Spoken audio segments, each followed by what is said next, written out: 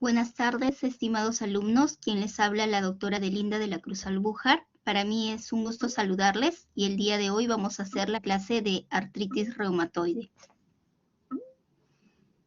En honor al tiempo vamos a empezar la clase, esperando que sus compañeros, los demás, se reintegren. Creo que ya la mayoría está, creo que solo faltan 2.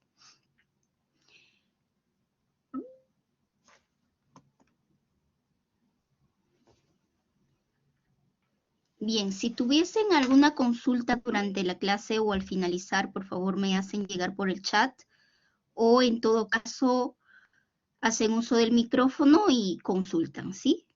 Pues estoy dispuesta a contestar cada una de sus preguntas. ¿Empezamos la clase?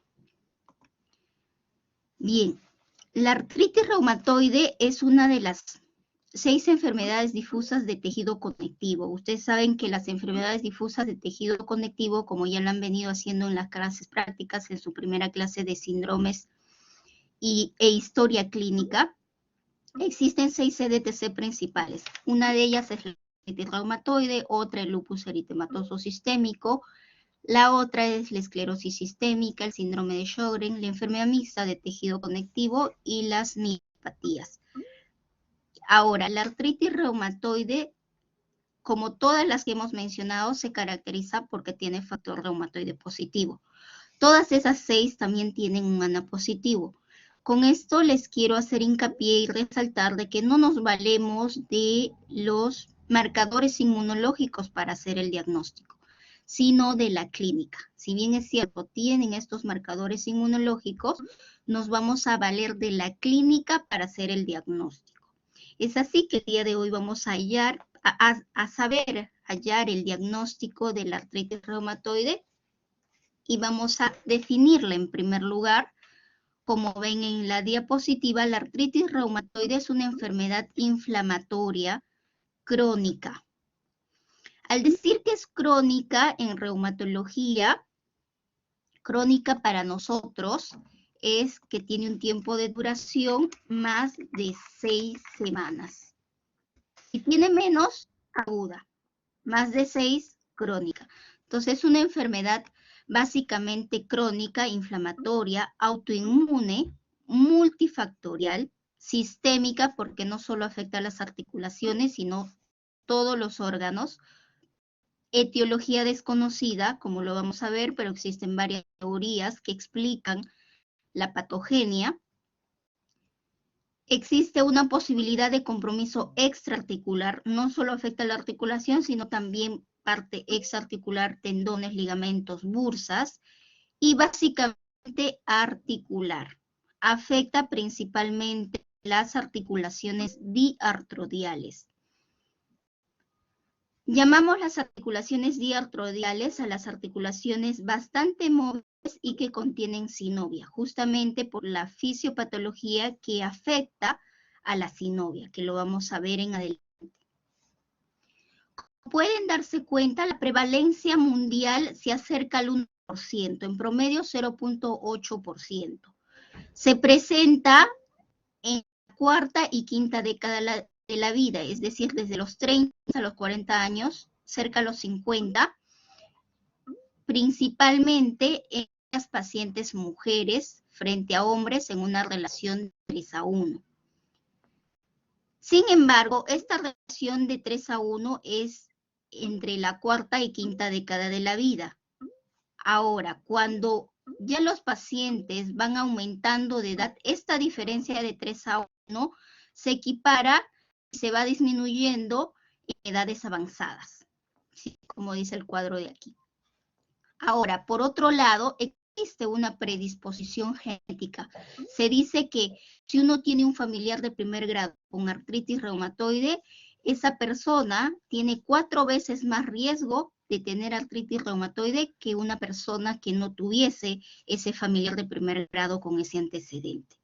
Y lo más importante y lo que recalco aquí es que esta enfermedad, a diferencia de las otras 6 enfermedades difusas de tejido conectivo, causa gran incapacidad funcional. Es una enfermedad bastante destructiva, deformante e invalidante. Es así la importancia de hacer un diagnóstico temprano. Si ustedes hacen un diagnóstico temprano, jamás van a tener esa discapacidad funcional. Entonces, el día de hoy quiero que se lleven el diagnóstico temprano, cómo hacerlo, para que no lleguemos a que nuestro paciente tiene discapacidad funcional y por lo tanto estamos previniendo y mejorando su calidad de vida futura. En cuanto a la etiología, les había dicho que es desconocida. Los desencadenantes son básicamente estos tres. El antígeno leucocitorio humano DR4 se dice que es un factor desencadenante porque se ha visto que la asociación de este antígeno con algunos o algunas proteínas que han cambiado en su conformación, básicamente proteínas citrulinas. ¿Y qué significa esto? Porque este proceso de citrulinización es muy importante en la patogenia de la artritis reumatoide. Significa que existe un aminoácido que se llama arginina, que se va a convertir en citrulina. Y es un proceso de conversión en realidad anormal que se realiza por una enzima que se llama PAT. Para que haya esta transformación de arginina a citrulina existe una enzima que se llama PAT. Ahora, la arginina forma uno de los 20 aminoácidos que están genéticamente codificados, ¿no? Pero la citrulina no está dentro de nuestro ADN, dentro de nuestro código genético. Esto es un proceso anormal. Ahora, este aminoácido, que en realidad es anormal, va a formar parte de proteínas. Esta, al ser expuesta al antígeno leucocitario humano DR4, lo que va a suceder es que la va a activar. Al activar al antígeno leucocitario humano, esta a su vez va a activar al linfocito T. ¿Sí? Por esa vía empieza el desencadenamiento de la artritis reumatoide. Ahora, se ha visto también que el cigarrillo interviene en el proceso no solo de desencadenamiento del inicio de la artritis reumatoide, sino también de severidad. Es así que en nuestros pacientes lo que solicitamos, si es que fuman, que dejen de fumar, ¿sí? Por lo menos en los que ya han sido diagnosticados. También el cigarrillo se dice que es un factor desencadenante porque interviene en el proceso de citrulinación, ¿sí? Pero esto, ¿nivel de qué tejido? Es a nivel de tejido pulmonar, a nivel de los macrófagos que se encuentran en los alvéolos. Por otro lado, tenemos otras infecciones que generan el desencadenamiento de la artritis reumatoide. Existen bacterias, existen virus, pero la más importante y más estudiada es esta bacteria, que es la Porphyromonas gingivalis. Esta Porphyromonas gingivalis se encuentra en los pacientes que tienen enfermedades periodontales. Se dice que esta porfiromona produce esta enzima, el PAT, ¿sí? Entonces va a transformar la arginina en citrulina. Entonces está haciendo el proceso de, lo voy a colocar acá con otro color, citrulinación, ¿sí? El proceso de citrulinación. Ahora, como va a generar ese proceso de citrulinación, ustedes saben que ese proceso de citrulinación va a desencadenar la activación del HLA-DR4 y por lo tanto la activación de los linfocitos T. Por ahí viene la vía de desencadenamiento. Ahora, en esta imagen quiero que fijen, la imagen A es una articulación, pongamos de ejemplo que sea una articulación pequeña, que es la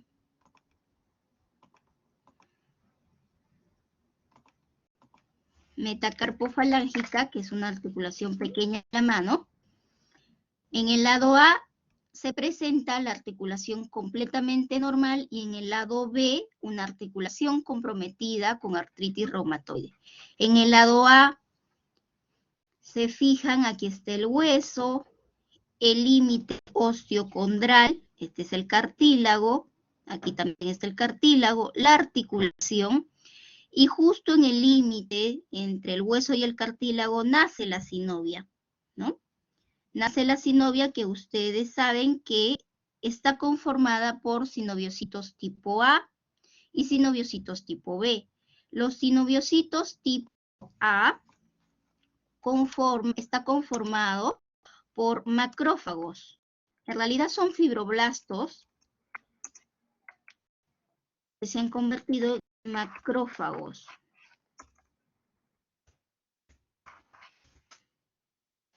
Y esto lo conforman el 20% de los sinoviocitos. Ahora, el sinoviocito tipo B son fibroblastos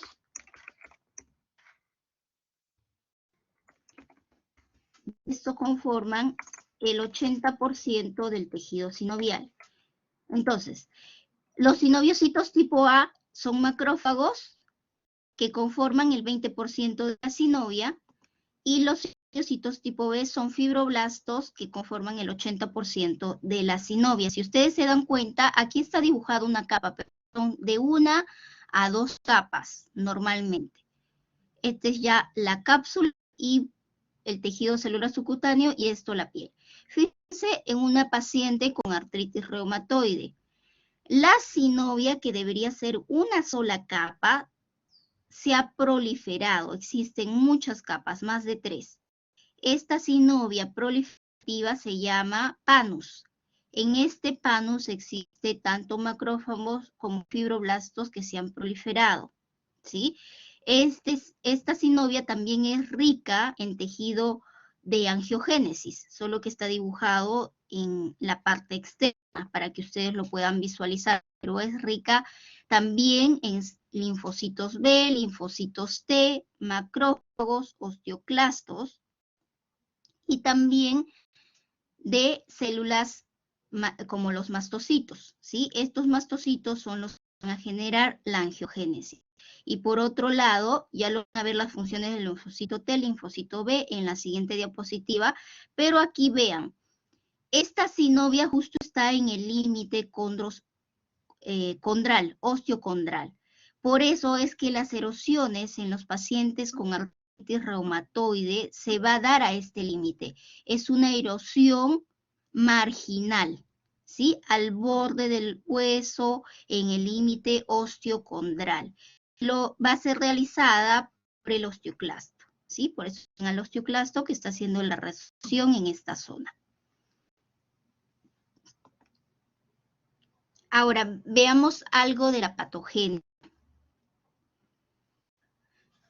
Como ustedes saben, la patogenia es desconocida. Existen muchas teorías y se plantea la existencia, el proceso de iniciación de que existen factores ambientales, conocidos como, por ejemplo, el cigarrillo, un agente infeccioso como la Porphyromonas gingivalis, que va a actuar frente a un individuo genéticamente predispuesto, ¿sí? Ese individuo genéticamente predispuesto por el HLA-DR4. Ahora, en ese individuo lo que va a suceder es que va a haber una exposición, ya sea al cigarrillo, al agente infeccioso, y va a activar al HLA-DR4. Este HLA-DR4 lo que va a hacer es activar al linfocito T, ¿sí? Ahora, este linfocito T va a ser activado debido a que la célula dendrítica o la célula presentadora de antígeno va a presentar ese antígeno desconocido, ese antígeno circulinado. Ahora, este linfocito T, CD4, se va a activar y a la vez va a entrar en exposición con el linfocito B, que tiene su marcador inmunológico que es el CD20. Eso es muy importante que lo sepan. Y va a haber una interacción del CD40 ligando con el CD40 del linfocito B.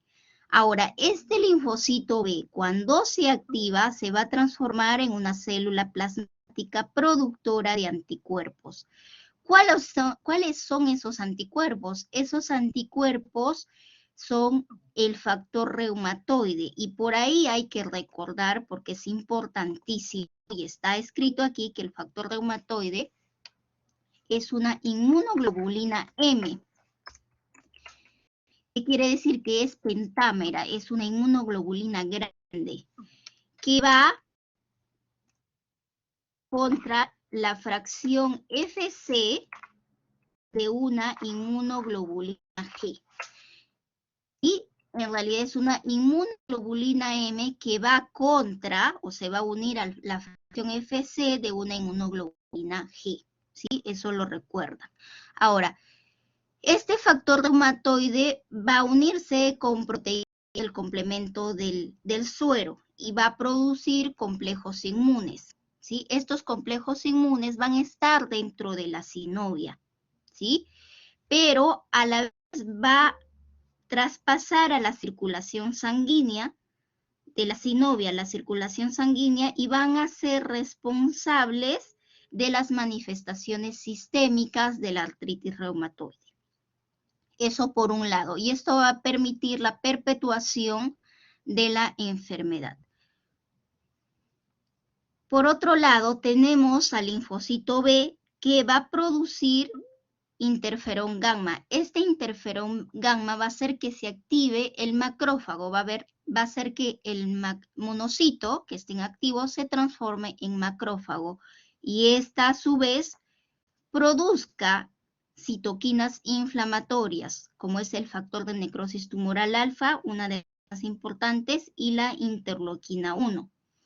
Aquí, estas citoquinas lo que van a hacer es activar al fibroblasto, a los condrocitos, que van a producir las colagenasas y las metaloproteasas, que van a generar la destrucción del hueso. Y por otro lado, también van a producir la activación de los osteoclastos mediante la activación de RAN con el RAN ligando vía RAN, y va a producir la producción de colagenasas y catepsinas, que su función es destruir el hueso, ¿sí?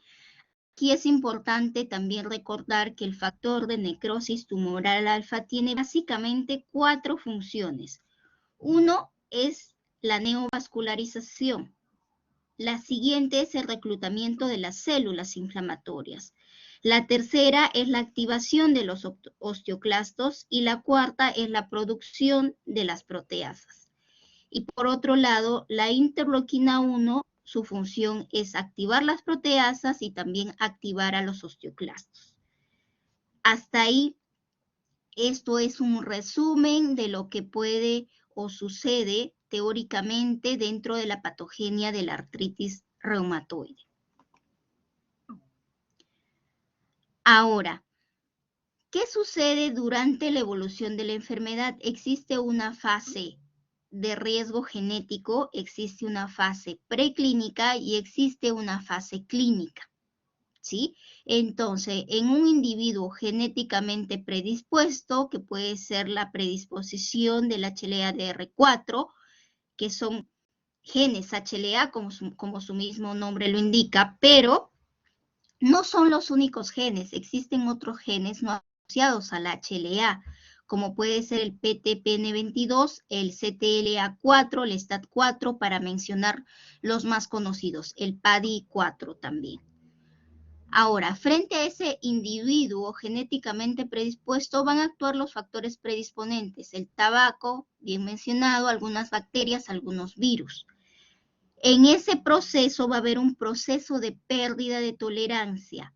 El cuerpo no va a reconocer esas moléculas, esas proteínas, ¿sí? En ese momento va a haber la formación del factor reumatoide y el del anti-CCP, ¿sí?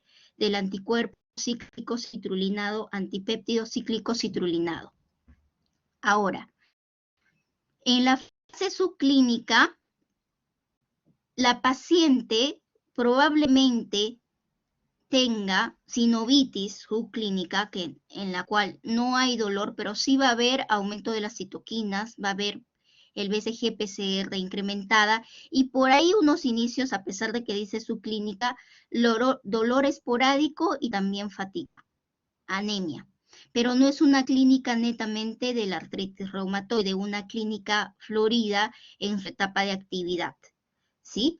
Luego pasamos una fase clínica en la cual va a haber dolor y sinovitis, o sea, va a haber líquido en las articulaciones y a la vez va a haber dolor. Ahora, algo importante es que desde la fase preclínica, desde la aparición de los anticuerpos, básicamente el anti-CCP, hasta la fase clínica va a demorar aproximadamente, según la bibliografía, 14 años, ¿sí? Aproximadamente. ¿Y de qué nos sirve saber esto? Estoy hablando básicamente del anti-CCP, ¿sí? El anti-CCP se presenta 14 años antes de la fase clínica. Nos sirve en el caso de que algún paciente tuviese un familiar de primer grado, por ejemplo, una madre y su hija, en la cual desea saber si tiene una predisposición genética o en algún momento podría ser la enfermedad, se le podría pedir el examen antes y estar alertas de que si se presentara dolor, fatiga en un inicio, poderle hacer el diagnóstico temprano y que en esa paciente no suceda la incapacidad funcional debido a las deformaciones.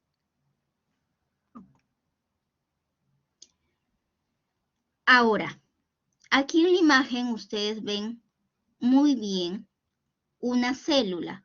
Esta célula es el osteoclasto. Como pueden ver, tiene un polo convexo y un polo en la cual tiene borde en cepillo. Este borde en cepillo se va a unir al hueso, se va a adherir tanto y va a producir enzimas que van a erosionar el hueso, erosivas, ¿sí?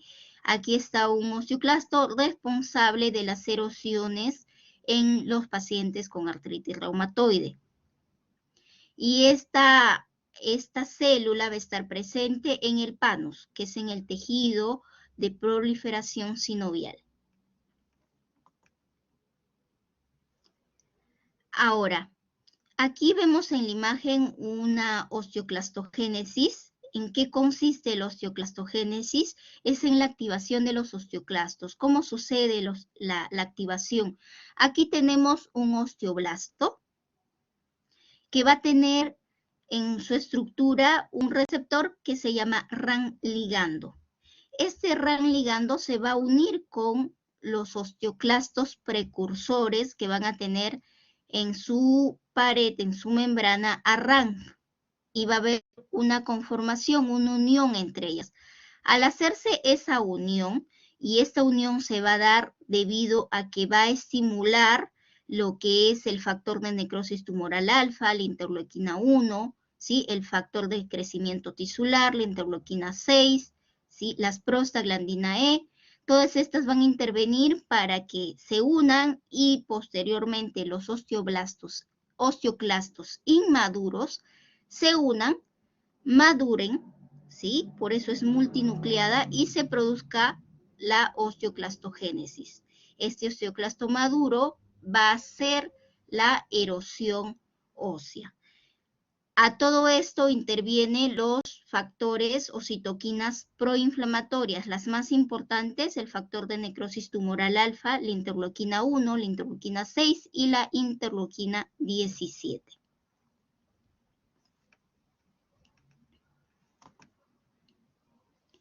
Ahora vayamos con la clínica. La artritis reumatoide, una característica principal es que es poliarticular, afecta más de 4 articulaciones. Es crónica porque dura más de 6 semanas, ¿sí? Para catalogarla como una enfermedad crónica, ¿sí? Porque puede haber pacientes que vengan por dolor articular agudo, ¿sí? Puede ser algo viral, algo bacteriano, existen muchas causas de poliartritis, que no necesariamente va a ser artritis reumatoide. Entonces, es muy importante que tengan en cuenta el tiempo de enfermedad. Es aditiva porque va sumándose, inicia en manos, ejemplo, aquí en las manos ustedes ven las metacarpofalángicas hinchadas, como pueden notarlo en la foto. Las interfalángicas proximales, la segunda y la tercera, también se nota notoriamente que están hinchadas, están eritematosas, inclusive brillantes, y si es que la tocan, la van a encontrar adolorida y caliente. Entonces, empieza en manos, pero luego es aditiva porque va sumando, se va a afectar muñecas, afecta codos, hombros, rodillas, todas las articulaciones, pero principalmente las pequeñas. Es bilateral, ¿sí? Afecta el lado derecho, afecta el lado izquierdo del cuerpo, es simétrica porque afecta casi las mismas articulaciones del cuerpo, muñeca derecha, muñeca izquierda, rodilla derecha, rodilla izquierda, y la simetría también se tiene que ver en las articulaciones pequeñas. Por ejemplo, aquí en las metacarpofalángicas, basta que sea la segunda con la tercera, con la cuarta y quinta del otro lado. Aquí, en articulaciones pequeñas, se habla de simetría de grupo articular, de metacarpofalángicas, más no es una simetría totalmente estricta. Por ejemplo, primera con primera, segunda con segunda, no es así. Es simetría de acuerdo al grupo articular. Y es erosiva y deformante, eso es su principal característica. Como ustedes pueden ver, aquí esta paciente tiene desviación cubital de la mano derecha, ¿sí? Y hay subluxación también metacarpofalángica porque las falanges están introducidas debajo de la cabeza metacarpiana. Y aquí pueden notar inclusive la atrofia de los interóseos cuando ya es crónico, ¿sí? O la enfermedad está establecida. Y cuando ya la paciente tiene la deformación, no hay vuelta atrás. Toda deformación en artritis reumatoide es irreversible. Por eso es importante hacer el diagnóstico temprano. Otra manifestación clínica, como pueden observar aquí, que es una zona extensora en el codo, es este nódulo, que cuando ustedes lo tocan va a ser un nódulo indoloro. Se trata de un nódulo reumatoide que puede existir en los codos, ¿sí? En las zonas extensoras, en el dorso de los dedos, ¿sí? En las metacarpofalángicas pueden existir esos nódulos y también pueden existir nódulos reumatoides internos en el corazón y en los pulmones.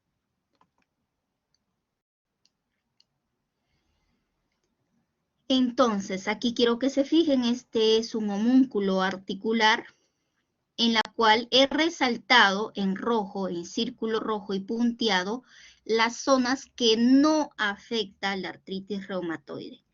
La artritis reumatoide no afecta interfalángicas distales y tampoco columna dorso, lumbar y sacroiliaca, ¿sí? El resto de las articulaciones sí las afecta, en todas las articulaciones que hay sinovia.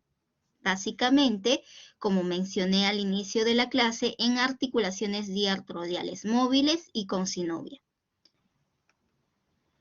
Es así que las principales articulaciones afectadas por la artritis reumatoide son las metacarpofalángicas y las interfalángicas proximales. Las metacarpofalángicas y las interfalángicas proximales. También afecta muñeca, es decir, no existe paciente con artritis reumatoide que no tenga afectada la mano. Luego se va a agregar el codo, los hombros, la articulación acromioclavicular, esternoclavicular, ¿sí? La atlantoexoidea, que está en la cervical también, las rodillas, los tobillos y todas las articulaciones de los pies. Las deformidades más comunes en la artritis reumatoide, y aquí hay que resaltar que estas deformaciones se da en un paciente con artritis reumatoide establecida. Existen dos tipos de pacientes con artritis reumatoide. Una paciente con artritis reumatoide temprana y otra con artritis reumatoide establecida. ¿Qué las diferencia? El tiempo de inicio de la enfermedad. Si tu paciente tiene menos de un año de enfermedad, se llama artritis reumatoide temprana. Si tiene más de un año de enfermedad, artritis reumatoide establecida. Estas imágenes son de una paciente con artritis reumatoide establecida de larga evolución. Nosotros a estas alturas de la evolución de la ciencia no debemos permitir que nuestro paciente llegue a este nivel. Por lo menos en la actualidad son pocos los pacientes que yo tengo con este nivel, básicamente los que han sido diagnosticados hace ya más de 20 años. Los que están siendo diagnosticados estos últimos años no tienen ninguna de estas deformaciones, porque educamos al paciente, le damos el tratamiento oportuno y evitamos con esto las deformaciones. Tenemos una ventana de oportunidad que es un año. Como les mencioné, el tiempo de oportunidad de una artritis reumatoide es un año. Por eso la artritis reumatoide temprana, que su tiempo de evolución es máximo hasta un año, se puede evitar estas deformaciones. La primera imagen superior izquierda corresponde a una paciente con artritis reumatoide, que ustedes se pueden fijar ahí, que hay atrofia de interóseos, aumento del volumen de las metacarpofalángicas, subluxación metacarpofalángica y la desviación cubital, que es la primera y la más frecuente deformación en los pacientes con artritis reumatoide. Aquí en esta otra imagen del medio superior tenemos también desviación cubital, dedos en martillo, subluxación metacarpofalángica, como pueden observar acá. Aquí el llamado dedo en Z, que se da solo en el pulgar. Aquí el hallux valgo, pueden observar además que la paciente tiene mala pisada. ¿Por qué? Porque ya el arco del pie se ha deformado, ¿sí? Tanto el medial como el lateral, ¿sí? Ya no hay arco del pie, es un pie plano y tiene el hallux valgo bilateral. Y aquí en esta otra paciente, otra deformación, si ustedes lo pueden ver ahí, es una paciente con dedos en cuello de cisne, ¿sí? Aquí en estas tres últimas. Subluxación metacarpofalángicas. Y aquí otro paciente en la imagen inferior derecha con monoartritis de rodilla. Con esto quiero hacer un hincapié. Si bien es cierto, ustedes saben que la artritis reumatoide es una enfermedad poliarticular de inicio de poliartritis simétrico-aditiva, podrían tener al inicio de la enfermedad, raro, pero podrían tener un paciente con monoartritis, ¿sí? He tenido muchos pacientes de esta forma de inicio y hay que estar ahí con las características clínicas propias de la artritis reumatoide que ahora vamos a saber. Este es otro tipo de deformación, si ustedes se dan cuenta, es el dedo en ojal de Botonier. ¿Sí? También es una deformación clásica en un paciente con artritis reumatoide. Esta también, el dedo en cuello de cisne. Aquí el dedo en Z, inflamación de las carpofalángicas, aquí inicios de atrofia de interóseos, inflamación de las interfalángicas proximales, si ustedes se dan cuenta que está básicamente hinchado, lo pueden notar.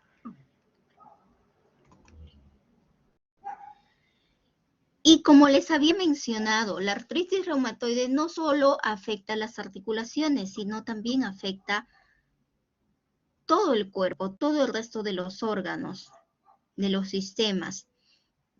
Es así que puede afectar lo que es la piel, ¿sí? La parte cutánea con los nódulos reumatoides, como pueden ver aquí en el codo, aquí en la zona extensora de los dedos, los nódulos reumatoides, y aquí en el pulmón.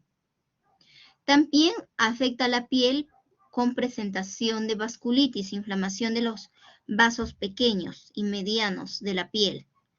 También puede afectar el ojo con queratoconjuntivitis, ojo seco, y tienen el ojo rojo dentro de la manifestación clínica. Dentro de las manifestaciones respiratorias podrían hacer una enfermedad pulmonar intersticial, una fibrosis pulmonar. También podrían tener inflamación de la pleura, derrame pleural. En el compromiso cardíaco podrían tener también derrame pericárdico y también nódulos reumatoides dentro del corazón y aortitis. A nivel gastrointestinal podrían tener vasculitis y si es que es muy severa, necrosar el intestino. Vienen pacientes con artritis reumatoide establecida con dolor abdominal. Renales, los pacientes con artritis reumatoide podrían hacer proteinuria, así como los pacientes con lupus. Ayer han tenido su clase de lupus, pero esta proteinuria es en rangos nefróticos. Voy a escribirlo aquí.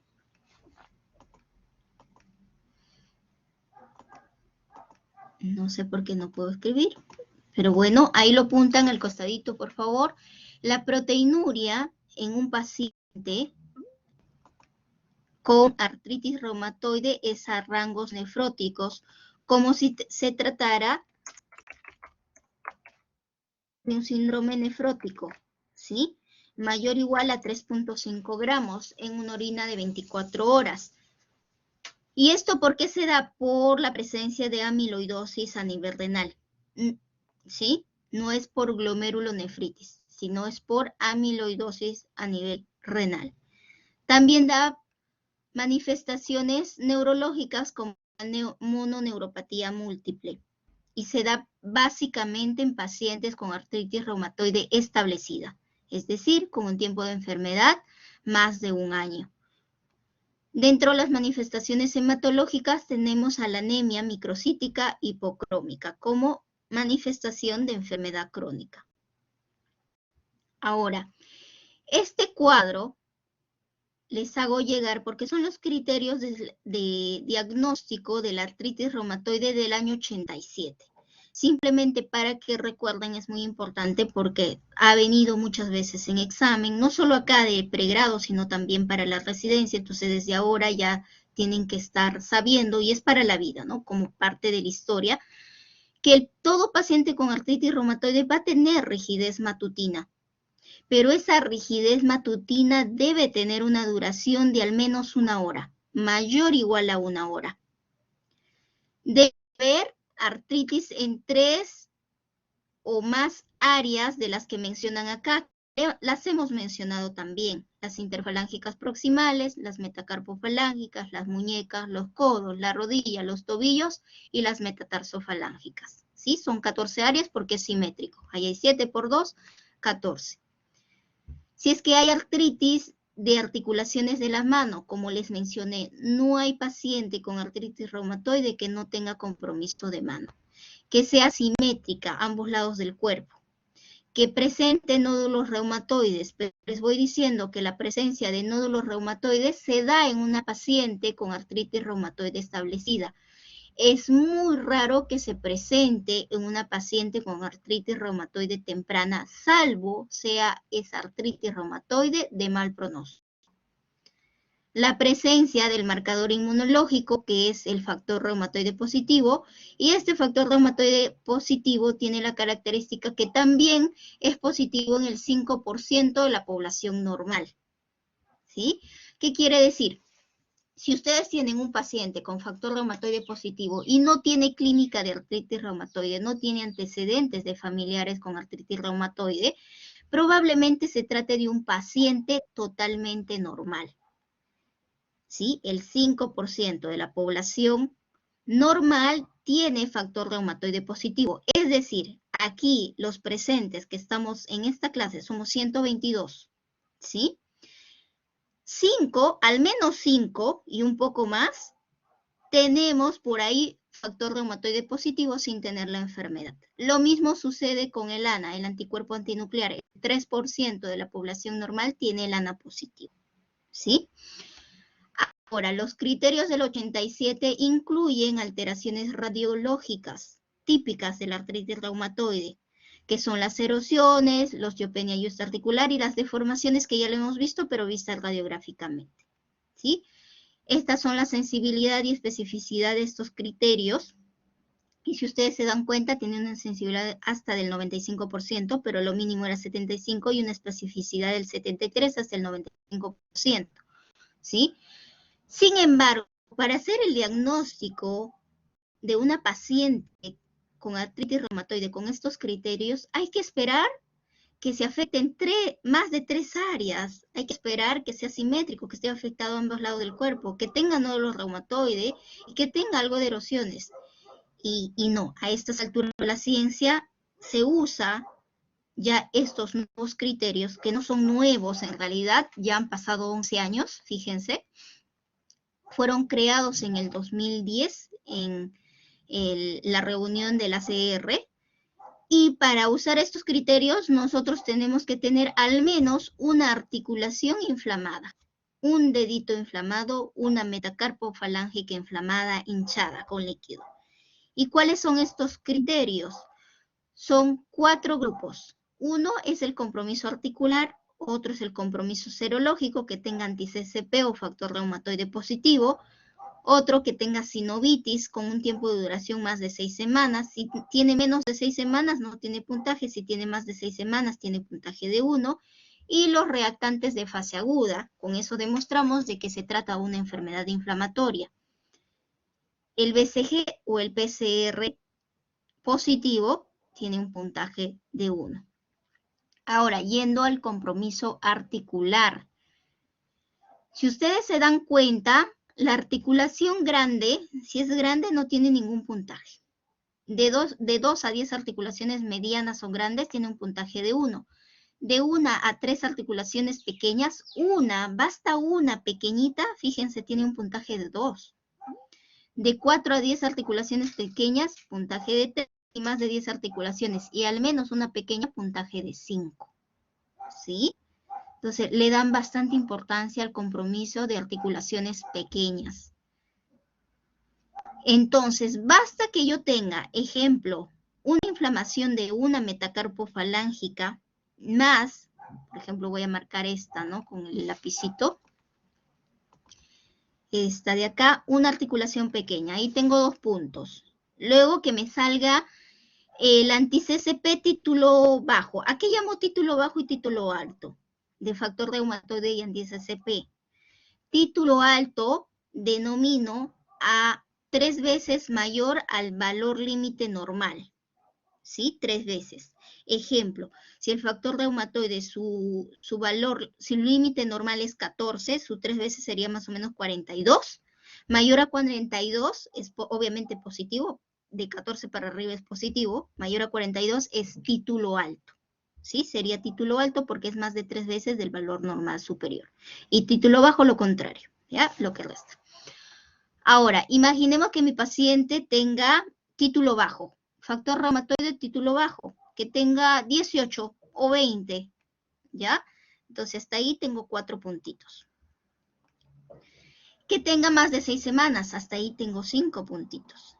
Y que tenga el BCG en 30, imaginemos, positivo.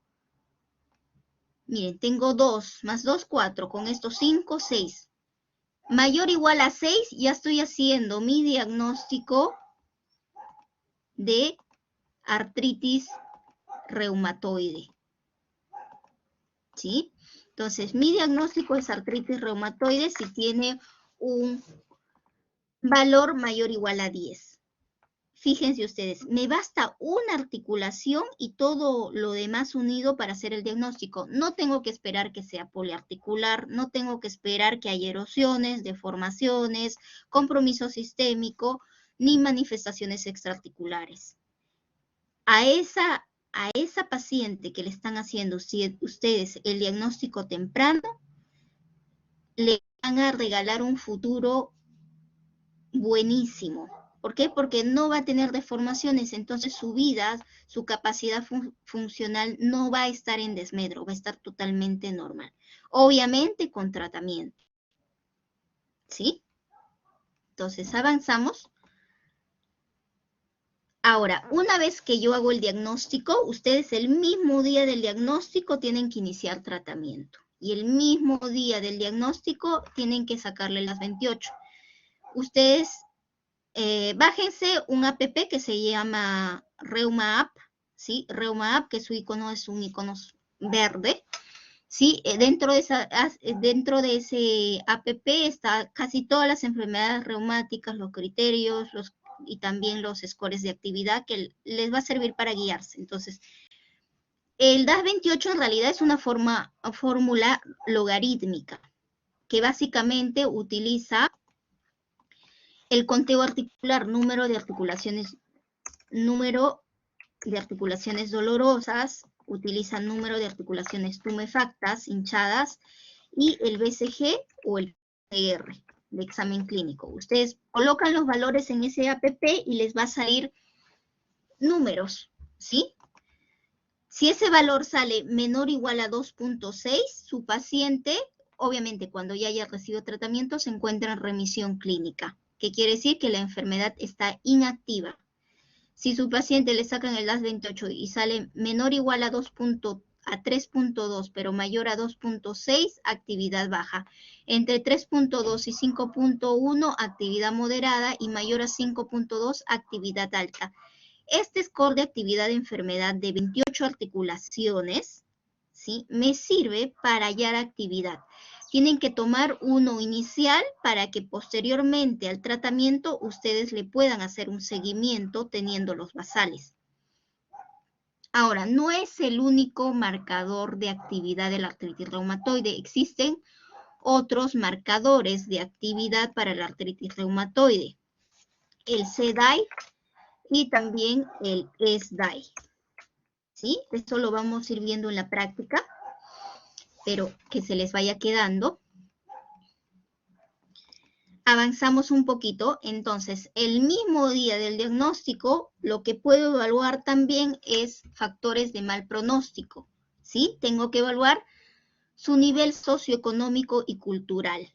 Si es que es bajo, es un factor de mal pronóstico, porque a veces le pueden explicar en qué consiste la enfermedad, que básicamente es incurable, que si no toma las medicinas adecuadamente puede llegar a la deformación, y la idea de educar al paciente es que tenga una buena adherencia al tratamiento, pero a veces los pacientes con nivel socioeconómico y cultural bajo, uno les explica y no te llegan a entender del todo, por eso es bueno repreguntar al paciente si lo que le explicaste te logró entender y que lo repitan ellos mismos. Entonces, es un factor de mal pronóstico, vas viendo qué tipo de paciente tienes enfrente.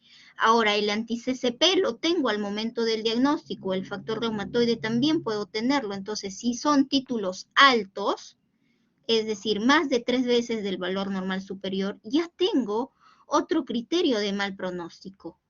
¿Y por qué es importante estos factores de mal pronóstico? Para yo, como médico tratante, sea un poco más agresiva en cuanto a su tratamiento y evitar las erosiones. Por ejemplo, tiene 8 meses, tengo 4 meses para inactivar la enfermedad porque pasado el año puede ya tener erosiones, ¿sí? Y por lo tanto deformaciones.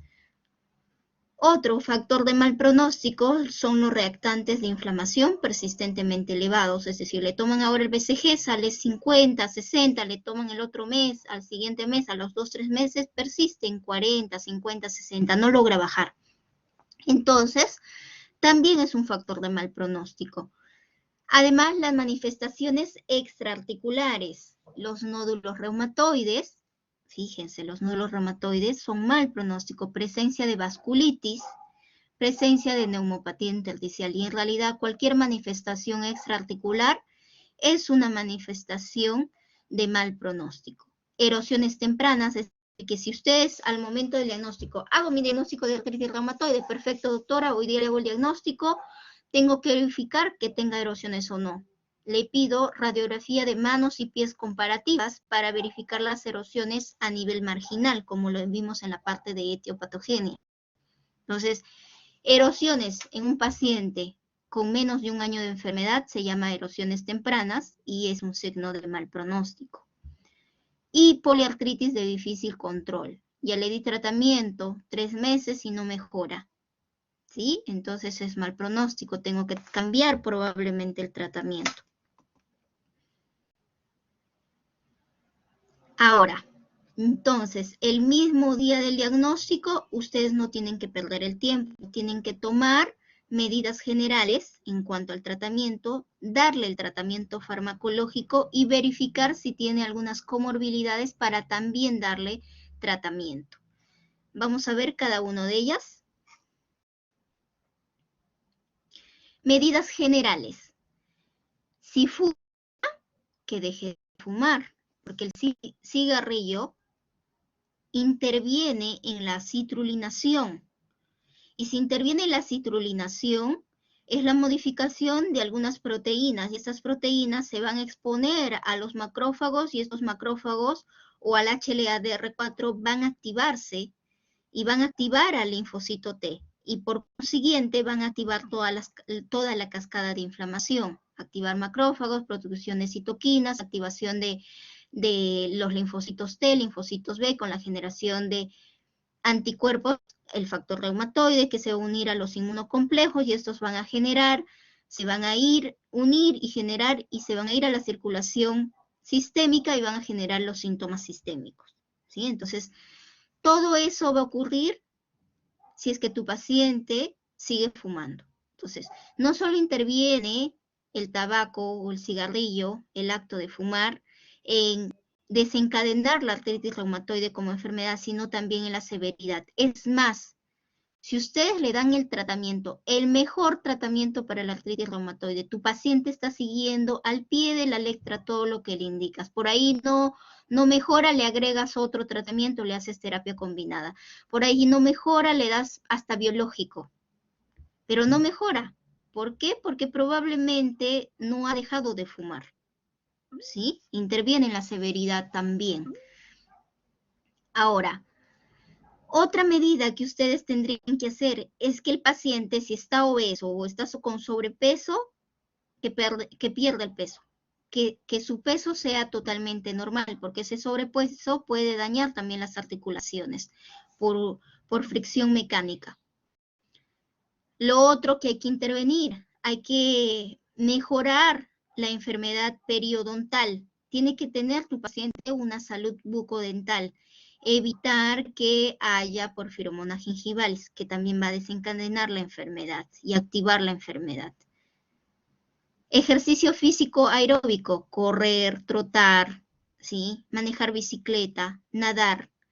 Esto sirve para preservar la movilidad en los pacientes, para preservar el tono muscular, porque estos pacientes cuando están con dolor dejan de hacer actividades, están sentados y el tono muscular disminuye, el trofismo disminuye.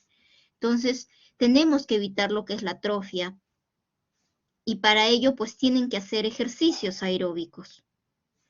Fortalecer los músculos, como ustedes saben, los músculos no solo nos dan el movimiento, sino también la fuerza y la tonicidad para poder caminar adecuadamente.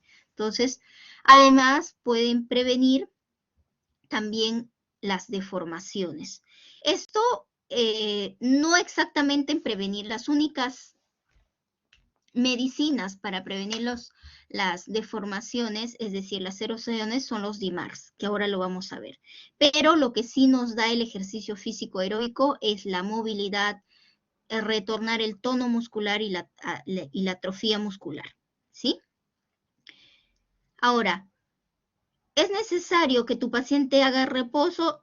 Sí, pero solo en periodos de actividad de la enfermedad. Después no, porque el reposo prolongado puede disminuir la atrofia de los músculos, el tono de los músculos, y si es que está mucho tiempo sedentario puede aumentar la rigidez.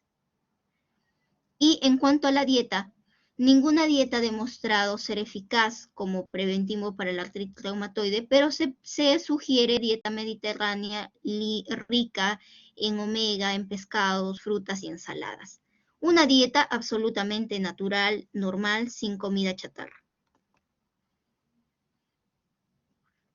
Ahora, dentro del tratamiento farmacológico existen estos 4 grupos: los antiinflamatorios no esteroideos, los glucocorticoides, los fármacos modificadores de la enfermedad sintéticos y los fármacos modificadores de la enfermedad biológicos.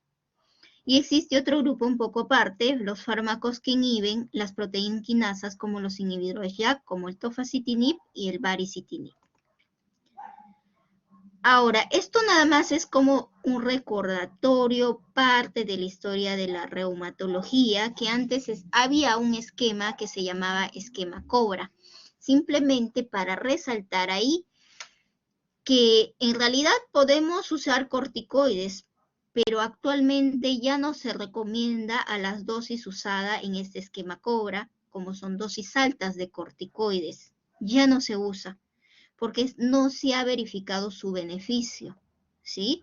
Se usa dosis bajas o dosis medias, jamás dosis altas, ¿sí? Salvo tenga compromiso sistémico, quizá por una vasculitis añadida, pero si no, si que solo es por compromiso articular, no se usa dosis altas. Fíjense acá, usaban metrotexate, sulfasalacina, más dosis altas de prednisona, 1 miligramo por kilo por día. Ya no se usa, ¿sí? Ya no. Ahora, entonces, doctor, ¿para qué usamos los glucocorticoides? Los glucocorticoides usamos como terapia puente, ¿sí? ¿Qué significa la terapia puente? Ustedes van a notar que todo paciente con artritis reumatoide va a venir con intenso dolor. Inclusive hay otros que si está afectado las articulaciones de miembros inferiores puede venir en silla de ruedas. Entonces, lo que ustedes tienen que hacer primero es calmarle el dolor. Quizá no curarla, quizá no mejorarla en el sentido de evitar las erosiones inmediatamente, pero sí calmarle el dolor. Entonces, ¿cómo hacen eso? Se ayudan de los antiinflamatorios no esteroideos y de los glucocorticoides. ¿Hasta cuándo? Hasta que los DMARDs o fármacos modificadores de la enfermedad hagan efecto, porque estos DMARDs no hacen efecto inmediatamente, demoran entre 4 a 6 semanas. Entonces, durante ese periodo, ustedes le van a dar corticoides a dosis bajas o a dosis medias, o AINES hasta que haga efecto el fármaco que ustedes elijan. Pueden elegir metrotexate, leflunomida, sulfasalacina, cualquiera de ellos como primera línea. Pero la GOL estándar es metotrexate, ¿sí? Si tu paciente no tiene factores de mal pronóstico, usas monoterapia. Si tu paciente tiene factores de mal pronóstico, es decir, le encontraste erosiones, tiene un tiempo de enfermedad de 7 meses, pero encontraste erosiones en la radiografía de manos y pies, tiene factor reumatoide títulos altos, tiene nódulos reumatoides, entonces le voy a dar una terapia un poco más agresiva. Le voy a dar quizá combinada, metrotexate más leflunomida o metrotexate más sulfosalacina, ¿ya? Entonces, esto es el mismo día del diagnóstico, ¿sí? El metrotexate se da a una dosis, según la guía, de 10 a 15 miligramos por semana, ¿sí? Y ustedes saben que el metrotexate se va acompañada con el ácido fólico, y eso lo vamos a ver en la práctica, ¿sí? ¿Por qué va acompañada con el ácido fólico? ¿Sí? Ácido fólico 0.5 miligramos, 2 tabletas de lunes a viernes. ¿Sí? Sábado y domingo se descansa porque sábado y domingo le das metrotexate, ¿sí? 15 miligramos semanal. Y si tú eliges leflunomida, empiezas con 20 miligramos diario, QD, ¿sí? Si le das sulfasalacina, son 500 miligramos 3 veces al día, ¿ya? Y puedes hacer la combinación de todos ellos si es que tu paciente tiene mal pronóstico. Ahora, importante. Doctora, ¿cuánto tiempo yo tengo que verificar que mi paciente está yendo bien? Si bien es cierto, usted dijo, el primer día del diagnóstico yo le hago su DAS 28. Efectivamente, doctores, ustedes tienen que hacerle el primer día del diagnóstico, le inician el tratamiento, ¿sí? Le sacan el DAS 28, le van a pedir su radiografía de manos y pies comparativas, y aquí es DAS 28. O SEDAI y SDAI también podrían usar. Le inicio su tratamiento, le saco la radiografía y también le saco el HAQ-20, que es el score de actividad funcional en los pacientes con artritis reumatoide. 20 preguntas, por eso es HAQ-20. Entonces, imagínense que sale un valor de 3.3, que salga un valor de 3 y su DAS 28 que salga en 4. Entonces, ¿cuánto tiempo tiene que pasar para yo volver a sacar estos scores? 3 meses. A los 3 meses yo valoro si mi tratamiento está yendo bien. Cada 3 meses. Mi paciente máximo al 6º mes debe haber remisión. Si al 3er mes no ha habido ninguna mejoría, Si estoy en monoterapia, le pongo a terapia combinada. Si estoy ya en terapia combinada, puedo pasar a biológicos, pero el tiempo máximo que yo espero a que haya remisión son 6 meses. Si a los 6 meses sí o sí no ha mejorado mi paciente, sí o sí paso a terapia biológica. ¿Quiénes son esos medicamentos usados para terapia biológica? Recuerdan que existe un factor de necrosis tumoral alfa que interviene en la patogenia de la artritis reumatoide. Existen fármacos que van contra él, contra el factor de necrosis tumoral alfa. En ese grupo está el etanercept, el infliximab, el adalimumab, el certolizumab, que se puede dar en gestantes, y el golimumab. ¿Sí? ¿Se acuerdan de una molécula que era el CD20, que era un marcador de los linfocitos B que intervienen en la patogenia de la artritis reumatoide? Existe un anti-CD20, que es el rituximab. ¿Sí? Existe un inhibidor de la coestimulación de los linfocitos T, que va contra la vía de los Bliss, que es el abatacept. Existe el tocilizumab, que va en contra del receptor de interleuquina 6, ¿sí? Y el anakinra, que va en contra del receptor de la interleuquina 1.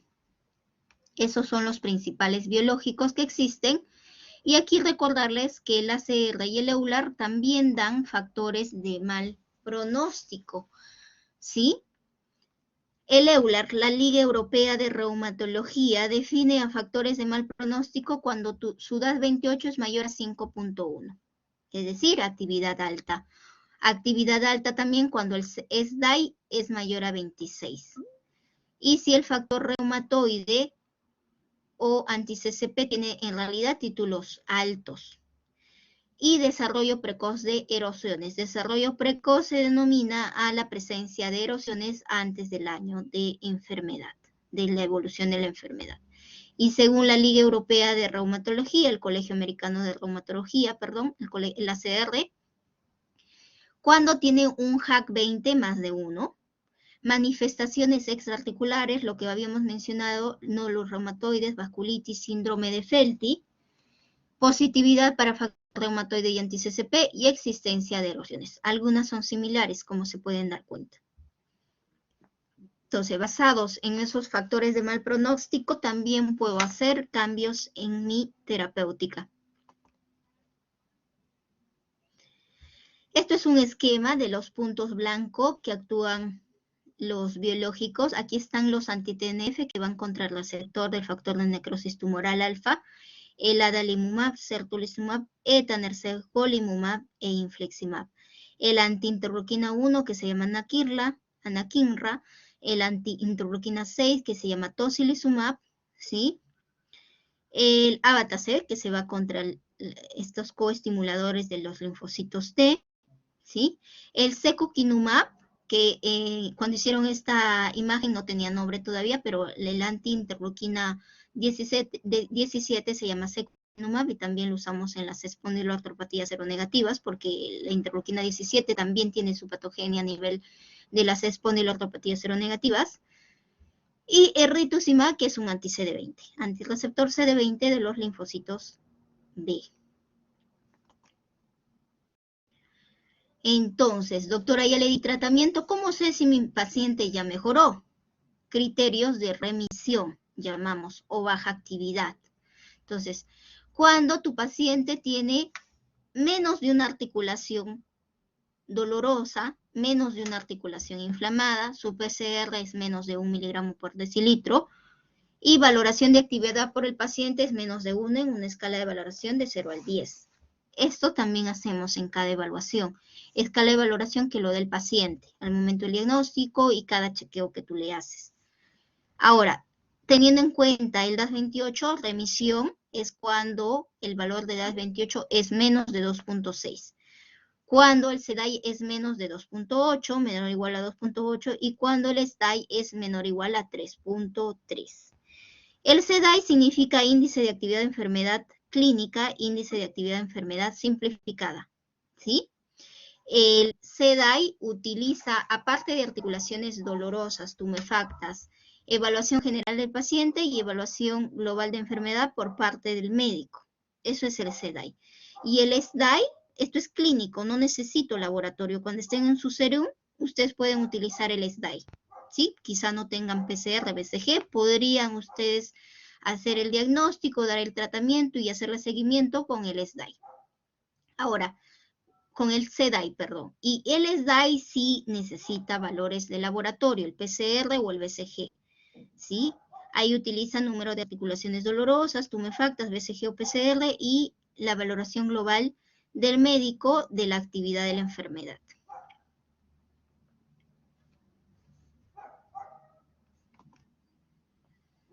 Ahora, vayamos al tratamiento de comorbilidades.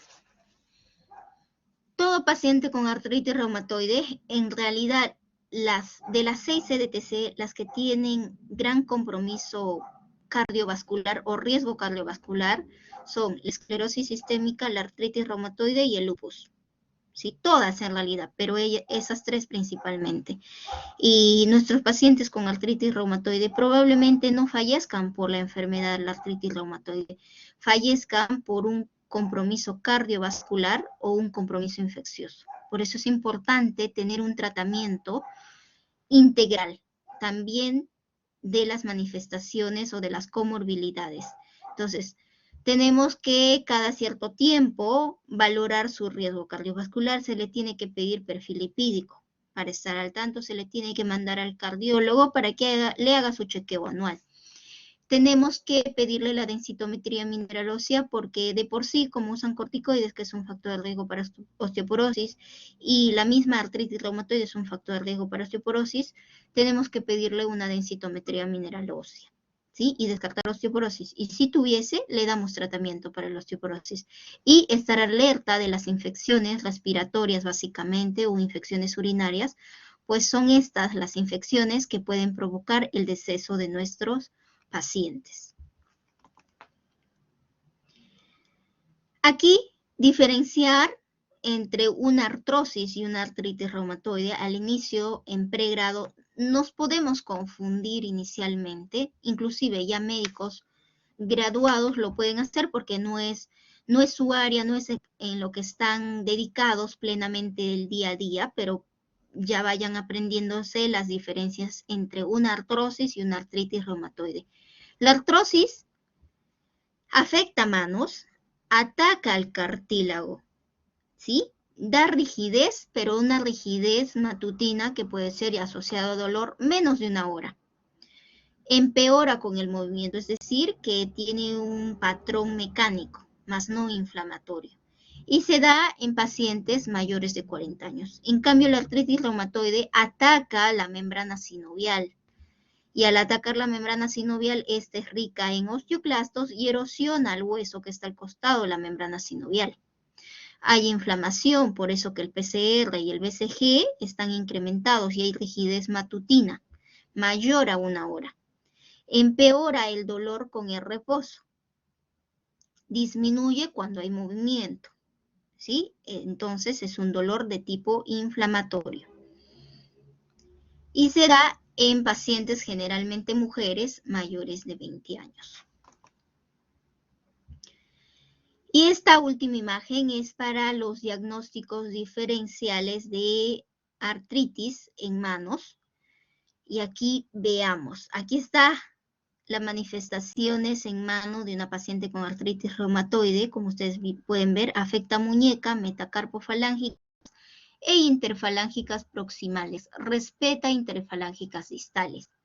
Esto también les va a ser de apoyo para hacer los diagnósticos diferenciales. Ahora, veamos la imagen superior izquierda, que se trata de una paciente con artrosis de manos.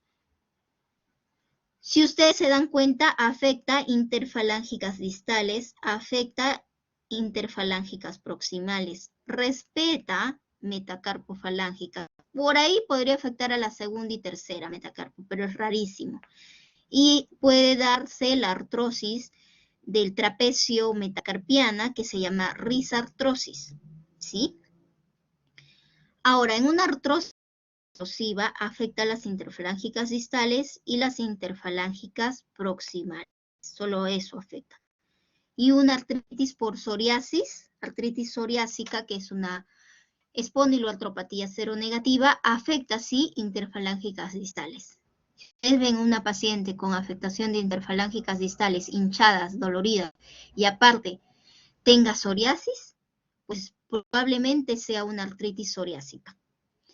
Ahora, en la artritis psoriásica o psoriática, también puede darse la artritis en línea, que es la dactilitis, ¿sí? Presenta artritis en un solo dedo, metacarpofalángicas, interfalángicas proximales y distales, aumento difuso del dedo, inflamación y inflamación de la osteitis, lo que llamamos el hueso, ¿sí? Esto lo llamamos también clínicamente cuando el dedo está hinchado, un dedo en salchicha. El dedo en salchicha es característico de los pacientes con artritis psoriásica. Y otra enfermedad metabólica que es la hemocromatosis. La hemocromatosis es el depósito de hierro en las articulaciones que genera artrosis secundaria a la hemocromatosis. Se da en muñeca y en metacarpofalángicas. Ahora, radiológicamente, características de las interfalángicas distales. Fíjense, en la imagen A se trata de una osteoartrosis. Hay un estrechamiento, un pinzamiento de este lado, más no de este, y un pinzamiento asimétrico. Hay osteofitos marginales, ¿sí? Puntitas que son excrescencias óseas. Hay esclerosis subcondral, es como que en la radiografía ven como una línea blanca. Y hay cuerpos libres osteocondrales. Esto es característica de una artrosis.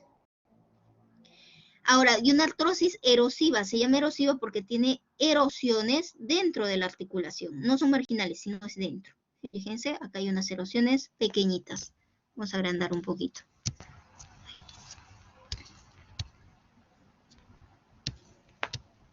Ahí creo. Bien, acá hay unas erosiones. Ahora, esta otra imagen, la imagen C, se trata de una paciente con psoriasis. La densidad mineral ósea está incrementada a lo habitual que normalmente se ve.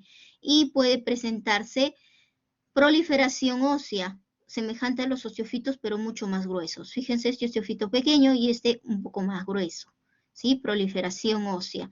Y la densidad mineral ósea está incrementada. Y en la artritis reumatoide pasa todo lo contrario. No hay proliferación ósea, más bien hay erosiones marginales. Esta es una erosión marginal. Hay densidad mineral ósea disminuida y hay obviamente osteopenia. Con esa densidad mineral ósea es la manifestación de una osteopenia, ¿sí? Y la erosión marginal. Hasta ahí los diagnósticos diferenciales más frecuentes en manos de una paciente con artritis reumatoide. Bueno, gracias por su atención. Hemos terminado la clase. Si tuviesen alguna pregunta, por favor, es el momento de hacerla.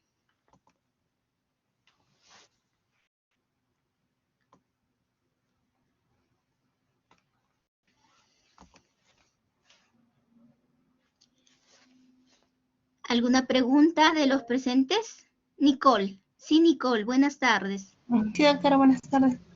Tenía una duda. En caso de las personas o las pacientes que tienen artritis reumatoidea, ¿hay alguna terapia de frío o calor que de forma casera ellos se les podría recomendar realizar? Sí. Gracias, Nicole, por tu pregunta y tu intervención. Sí, en realidad la terapia, dentro de la terapia de los pacientes con artritis reumatoide, no solo es la terapia farmacológica, como han visto, también son las medidas generales. Y también les pueden hacer terapia de medicina física y rehabilitación. Existen muchas terapias, si es en una etapa aguda, me refiero en periodo de activación de la enfermedad, la cual las manos están hinchadas, eritematosas, y como ustedes saben, es una enfermedad crónica. A todo paciente con enfermedad crónica de etiología inflamatoria le pueden dar calor, ¿sí? El calor disminuye la inflamación. Es así que dentro de las terapias físicas se utiliza compresas húmedas, calientes, ¿sí? Húmedas calientes.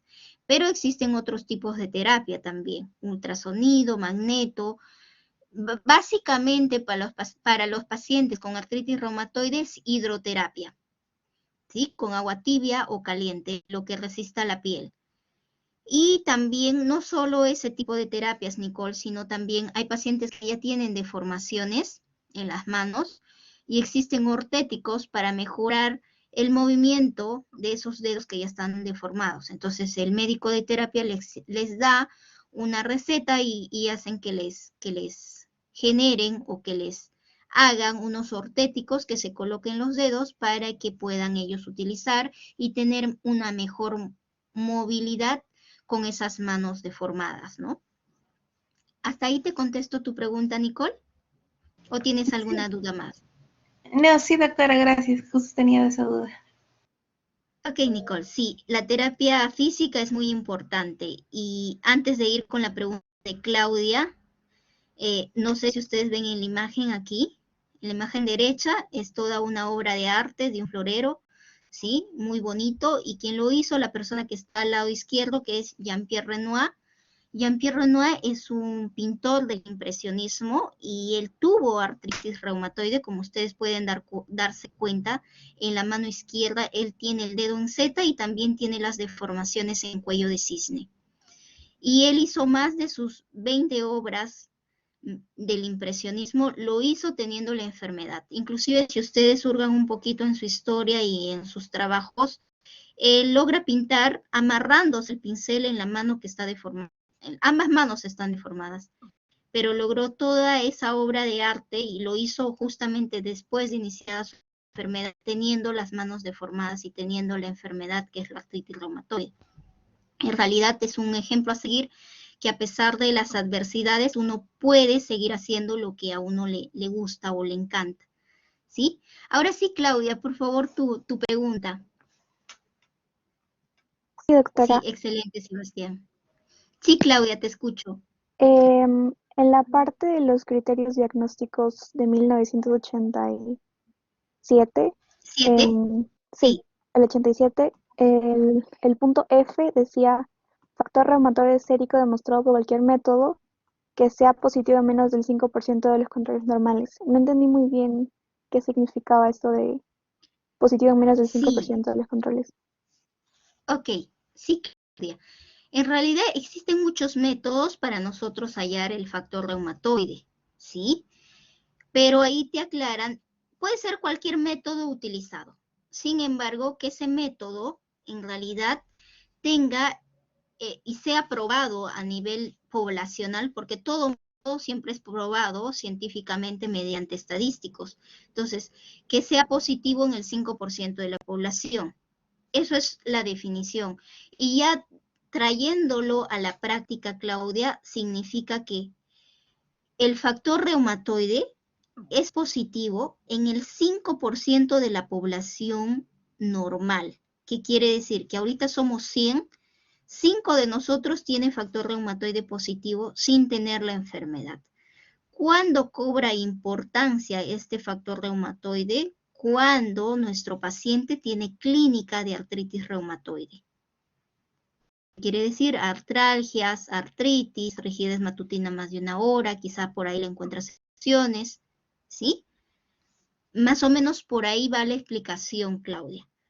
¿Hasta ahí entendiste o te aclaro algo más? Sí lo entendí, doctora, que tiene que ser probado y tiene que tener por lo menos 5% en control en personas normales positivo, ¿verdad? Exacto. Ok, Sí, y gracias. Claudia, en realidad todos los laboratorios obviamente tienen que tener un método probado, comprobado científicamente, y todos los laboratorios utilizan el que científicamente se haya probado. Entonces, cualquier factor reumatoide que te venga, ya de por sí, por autonomacia, tiene esto de aquí, que el 5% de los controles para ese método sean normales, o sea, no tengan la enfermedad. De 100, 5 no tienen la enfermedad, ¿no?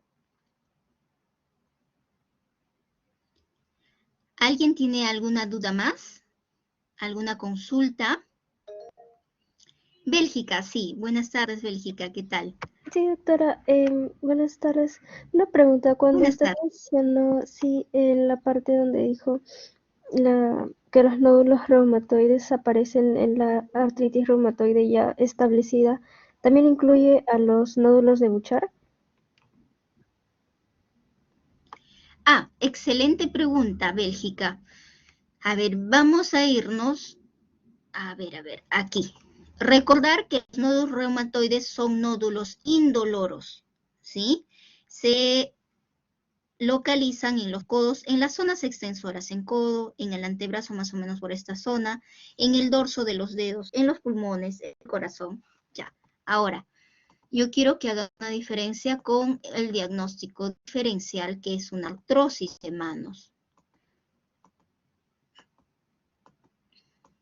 Nos vamos a ir a la última diapositiva, que es esta de acá. A ver, necesito un lapicerito. Voy a coger este. Ya. Aquí yo tengo, en la imagen superior izquierda, dice artrosis de manos, ¿no es cierto? Cuando en la artrosis afecta las interfalángicas distales, ¿sí? Se van a hinchar esas distales y esos nódulos se van a llamar nódulos de Heberden. Y cuando se inflaman los nódulos, las articulaciones interfalángicas proximales se van a llamar nódulos de Bouchard. ¿Ya? Entonces, interfalángicas distales, interfalángicas proximales. ¿Qué quiere decir? Que los nódulos de Heberden y los nódulos de Bouchard son nódulos propios de un paciente con artrosis, ¿sí? No es una paciente con artritis reumatoide. Y gracias, Bélgica, por esa pregunta, porque inclusive médicos graduados me mandan pacientes con artrosis para diagnosticarles artritis, y no es así. Obviamente, como no tratan ni ven muchos pacientes reumáticos, se entiende y es mejor que lo deriven si es que tenemos la duda. Pero ustedes tienen que desde ya saber que los nódulos generalmente duros, al inicio pueden estar blandos, inflamados, pero después se hacen duros. Distales se llaman de Heberden y los proximales se llaman de Bouchard. Y eso se ve en los pacientes con artrosis de manos, más no en artritis. Ahora tú dirás, doctora, pero la artritis reumatoide también genera artritis de interfalángica proximal. Ahí también yo puedo llamar al compromiso de interfalángica proximal nódulos de Bouchard. No. Si bien es cierto, puede comprometer interfalángicas proximales, compromete, pero esos nódulos no son de las mismas características de una paciente con artrosis. Son deformaciones, pinzamiento, pero no hay nódulo, como aquí en el de Bouchard es un nódulo grueso, duro. Aquí en la artritis puede haber deformación, pero no hay necesariamente un nódulo, ¿sí? Entonces, tenerlo muy claro eso. ¿Sí? Las características de las deformaciones en una paciente con artritis reumatoide son la desviación cubital, el dedo en Z, la subluxación metacarpofalángica, ¿sí? Eso básicamente. Hasta ahí, Claudia, te contesto tu duda. Perdón, Bélgica.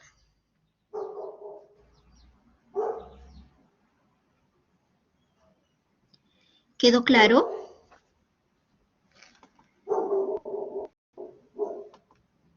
Bélgica, ¿te quedó claro mi respuesta o quizá podemos aclarar algo más?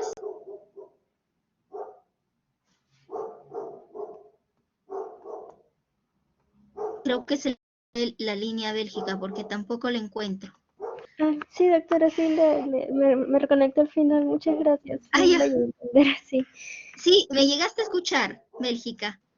Sí, sí. Así no lo vuelvo a explicar. Ya, ok, ya. Si no de la Sí, grabación. doctora, muchas Gracias, gracias. Bélgica, por tu pregunta, porque es importantísimo aclararlo. Litze, o Litze, Dainé. Sí, Wow, doctora, qué buenas nombre. tardes.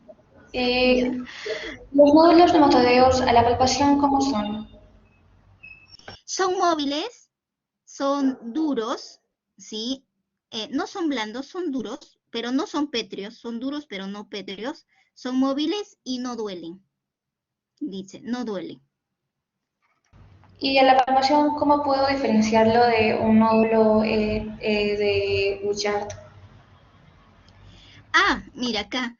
Lo que pasa que el nódulo de Bouchard es de la misma articulación, es la misma articulación que se hincha y se vuelve duro. Ahora, el nódulo reumatoide es un nódulo suelto. Esa parte está debajo de la piel, no es hueso. En cambio, el nódulo aquí. Mira, aquí hay varios nodulitos. No está en la articulación interfalángica proximal, es la que estoy aquí señalando, y esta es la interfalángica distal. El nódulo de Heberden y de Bouchard es una hinchazón difusa y dura de esta misma articulación. En cambio, el nódulo reumatoide son nódulos pequeños que están debajo de la piel. Aquí, ¿lo ves? Múltiples inclusive. A ver cómo les muestro.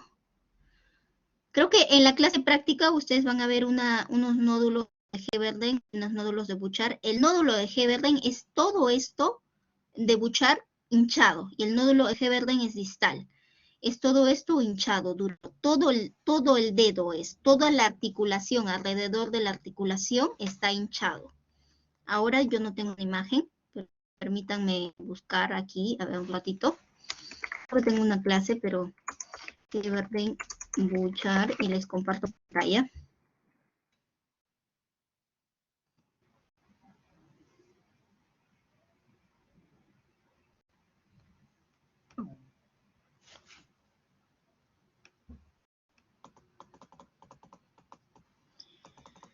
Algo más notorio, creo que es esto.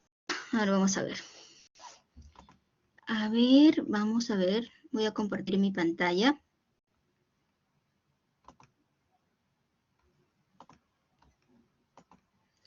A ver, Litze, ¿logras ver la imagen aquí?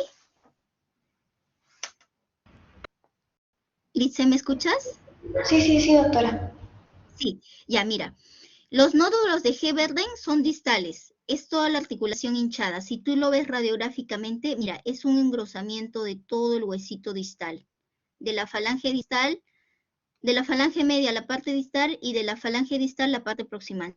Todo se prolifera, es una proliferación del hueso, ¿sí? Y del nódulo de Heberden, de Bouchard, que es proximal, también es una proliferación de la parte distal de la falange media y de la parte proximal de la falange, de la falange media y de la falange proximal, ¿sí? Entonces, en orden alfabético, primero es el nódulo de Bouchard y después es el nódulo de Heberden. El nódulo de Bouchard es proximal y el nódulo Heberden es distal, ¿sí? Y en imagen de un paciente sería más o menos así, como este. ¿Ves los nódulos? Esto sería la de Heberden y esto sería un nódulo de Bouchard. ¿Ahora sí me entendiste, Lice? Sí, doctora, gracias. Aquí, ¿no? Ajá, listo. Entonces dejo de compartir. Listo. Yanela, ¿cómo estás? A ver, vamos con tu pregunta. Sí, buenas tardes, doctora. Disculpe, una pregunta. Con respecto a los fármacos como la hidroxicloroquina o cloroquina, que creo que son antimaláricos, ¿también podría ser tratamiento para la artritis reumatoide? Y si es así, ¿en qué casos? Ya, sí, por supuesto. Miren, creo que no está en lista. A ver, vamos a ver. Voy a compartirles. ¿Están viendo la pantalla, Yanela? Sí, ¿Las doctora, sí se ve. diapositivas? Sí. Dentro de los DIMARS, que son los fármacos modificadores de la enfermedad, los principales son el metrotexate, la leflunomida, la sulfasalacina, por su potencia, son más potentes. Sin embargo, existe también, como tú has mencionado, en realidad, los antimaláricos y dentro de ella la hidroxicloroquina, ¿sí? Que viene de 200 a 400 miligramos. Ahora, la hidroxicloroquina, ¿en qué caso podemos usar? Quizá en una artritis reumatoide con actividad baja o, o quizá que ya no tenga actividad y ya le estás destetando de los fármacos modificadores de la enfermedad, porque llegado, imaginemos, un año sin ningún signo de dolor, síntoma, sin ningún síntoma del paciente, tú le puedes ir retirando ya los fármacos modificadores de la enfermedad, pero recalcando al paciente que el tratamiento es de por vida. Si volviera el dolor, ustedes nuevamente le van a volver a dar. Sí, en realidad a la mayoría de los pacientes casi nunca se les retira el metrotexate, pero por ahí, imaginemos que ya estamos en destete de los fármacos, algo mucho más suave, podríamos cambiarle a hidroxicloroquina. Si con hidroxicloroquina está muy bien, seguir disminuyéndole la dosis y en algún momento quitarle todas las medicinas y ya no darle hidroxicloroquina, ¿sí? Es una medicina muy especial, muy efectiva, casi no en la artritis reumatoide activa, con actividad alta, pero sí con los de actividad baja, y en los pacientes que quizá tengan hepatotoxicidad por metrotexato o leflunomida, lo podrías cambiar a hidroxicloroquina. Los que tienen los eventos adversos por el metrotexato o leflunomida, haces un descanso de ellos y le pasas a hidroxicloroquina. Entonces, en esos casos sí lo podrías usar. Pero la hidroxicloroquina, ustedes han tenido la clase de lupus, y en lupus es vital el uso de la hidroxicloroquina porque tiene muchas virtudes, ¿sí? Desde la protección renal para evitar los flare renal, desde la protección de cuidado de piel, articular, ¿sí? Como fármaco que interviene en la coagulación sanguínea también, ¿sí? Entonces tiene muchas virtudes la hidroxicloroquina, más en los pacientes con lupus que en los pacientes con artritis reumatoide. Yo generalmente casi nunca uso hidroxicloroquina en los pacientes con artritis reumatoide recientemente diagnosticada, porque lo que tengo que hacer es evitar llegar a una inactividad, a remisión con los fármacos algo más potentes, y una vez que ya mi paciente esté estable y yo esté segura de que ya no se va a activar, podría pasar hidroxicloroquina.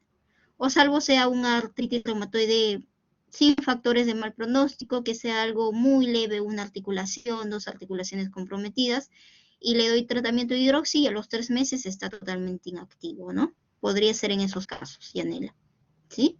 ¿Hasta ahí te contesto tu duda o no? Quizás has tenido alguna experiencia con algún paciente que esté usando hidroxicloroquina. No, no, doctora. Gracias por la respuesta. Sí, sí entendí. Y también tenía otra consulta que eso sí creo que no escuché muy bien, pero en la misma artritis se puede comprender la artrosis también. Mira, la artritis reumatoide es una enfermedad totalmente diferente a una artrosis. Tienen fisiopatologías diferentes. Ahora, la artrosis existe en 2 tipos. Una artrosis primaria que da a los adultos mayores, ¿sí? A los mayores de 40 años por sobreuso, actividad extrema con las manos o carga en peso, la columna, la rodilla, las caderas que se afecten. O en pacientes que tengan una enfermedad de fondo. Hay artrosis secundaria a enfermedades sistémicas como la artritis reumatoide. Si bien es cierto, deforma, genera erosiones, pero también hay pinzamiento y en su etapa ya establecida, muy avanzada, hay proliferación y hay osteofitos. Se trataría de una artrosis secundaria a la artritis reumatoide, ¿sí? Hay artrosis, hay desgaste del cartílago, que es su característica de la artrosis, ¿sí? Hay pinzamiento, que es característica de la artrosis, pero es producto de que la artritis ya dañó toda la articulación y se ha pinzado, y el pinzamiento, en este caso, de una artrosis secundaria, el pinzamiento es simétrico, más no es asimétrico. En la artrosis primaria, el pinzamiento es de un ladito de la articulación. Aquí, fíjate acá. Este es ejemplo de una artrosis primaria.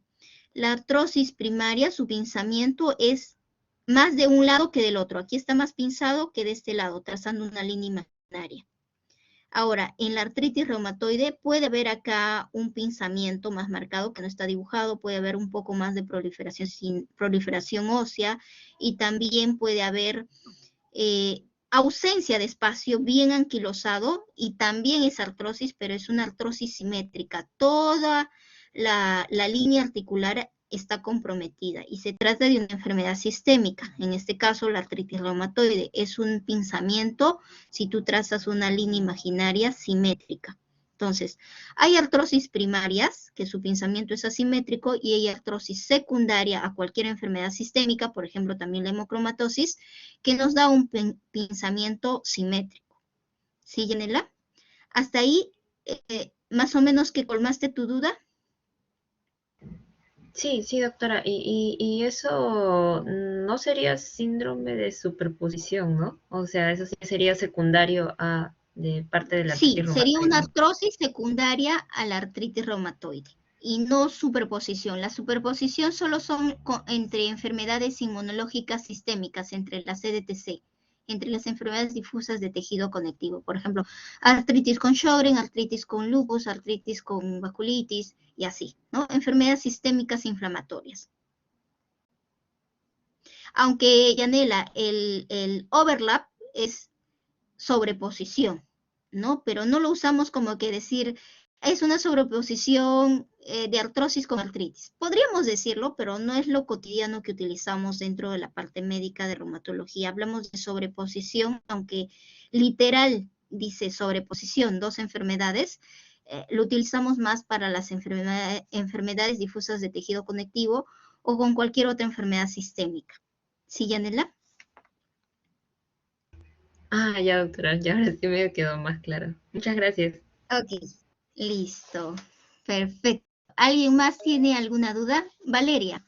Vamos, Valeria. Vamos con tu pregunta.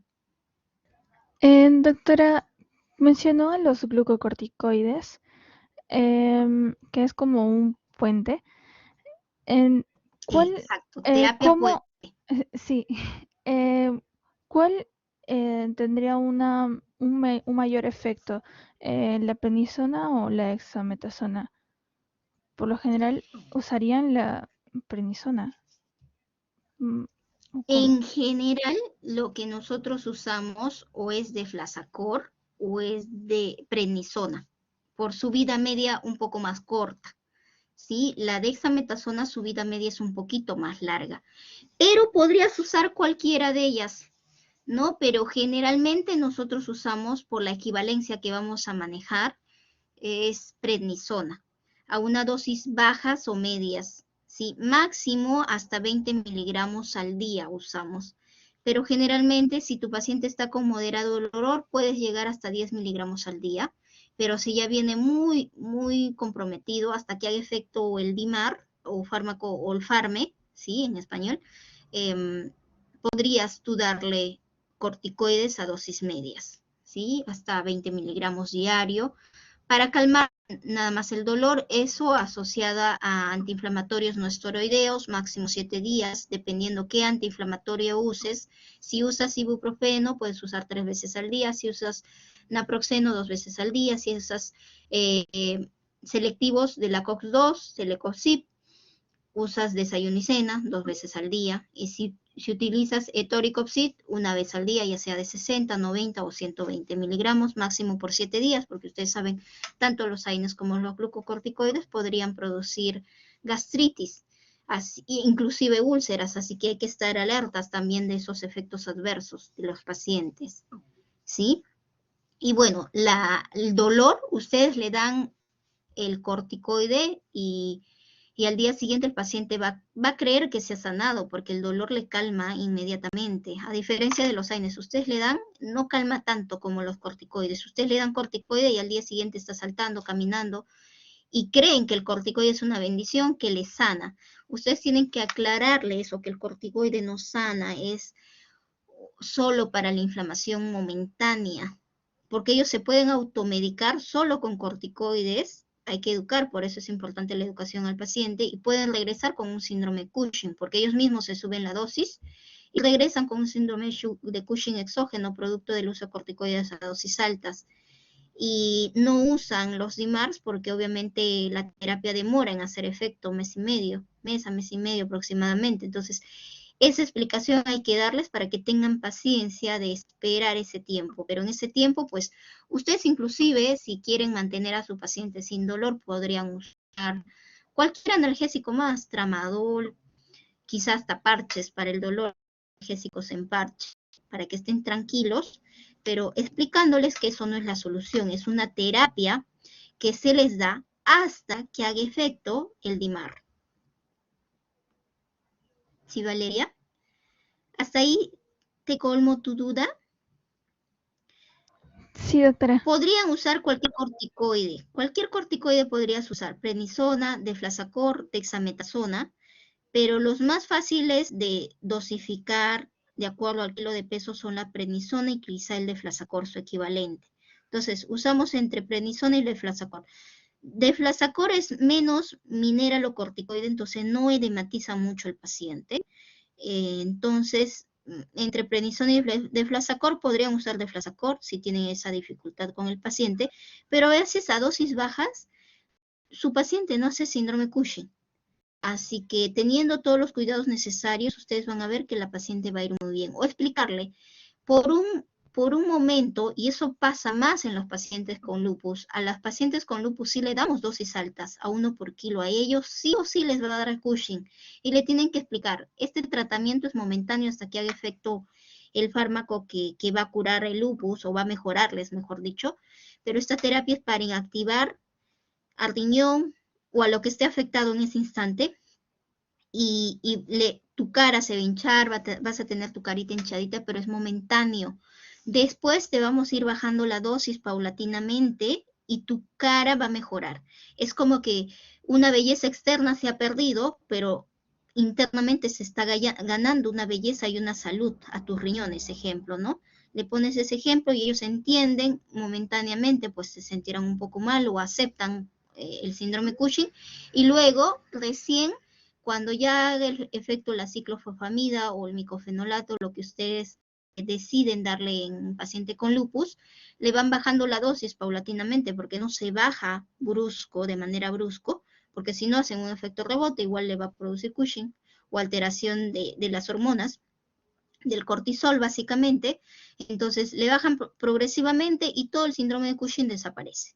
¿Sí? Es un síndrome Cushing exógeno, por supuesto, momentáneo, pasajero, hasta que haga efecto el fármaco modificador o el inmunosupresor. ¿Sí, Valeria? Sí, doctora. Ok. Quedó. Lorena, ¿tienes alguna pregunta?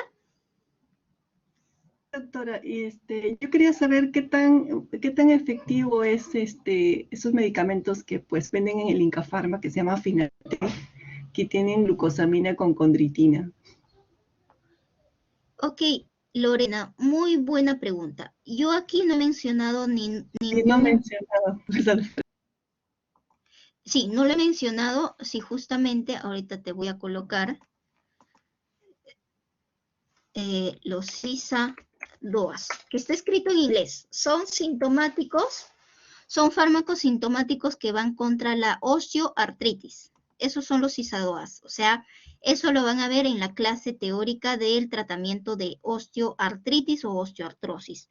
La glucosamina, la condritina, se usa en los pacientes con artrosis, que como bien su mismo nombre grupal lo dice, son CISA-DOAS, son sintomáticos. Le damos a los pacientes para calmar el dolor, para mejorar su función, más no para recuperar el cartílago. No hay ningún medicamento que regenere el cartílago. Si por ahí salen muchas propagandas en televisión, inclusive yo no sé por qué salen, debería creo que intervenir el Ministerio de Salud, diciendo que regenere el cartílago, pero no existe ninguna medicina en el mundo que regenere el cartílago, no existe. Entonces, estos medicamentos que tú acabas de mencionar, la glucosamina, la condritina, sirven para la artrosis, las CISA-DOAS, que son sintomáticos que van contra la artrosis, ¿sí? Para el dolor, para la inflamación y para la función, que sí se usa, pero en los pacientes con artrosis, más no en los pacientes con artritis reumatoide. Salvo tu paciente esté totalmente inactivo, tú le sacas su DAS28, está inactivo, pero por ahí te diga, doctora, me duele la rodilla, evalúe su rodilla, tiene artrosis secundaria a la artritis reumatoide, no puede moverla, y por ahí para ayudarla podrías darle Cisadoa como un coadyuvante, pero no es su tratamiento de fondo, es para mejorarles algo lo que es su calidad de vida, ¿sí? ¿Hasta ahí te contesto tu pregunta? ¿Quedó claro o te lo aclaras? No, sí está bien, doctora, gracias. ¿Sí? Ok.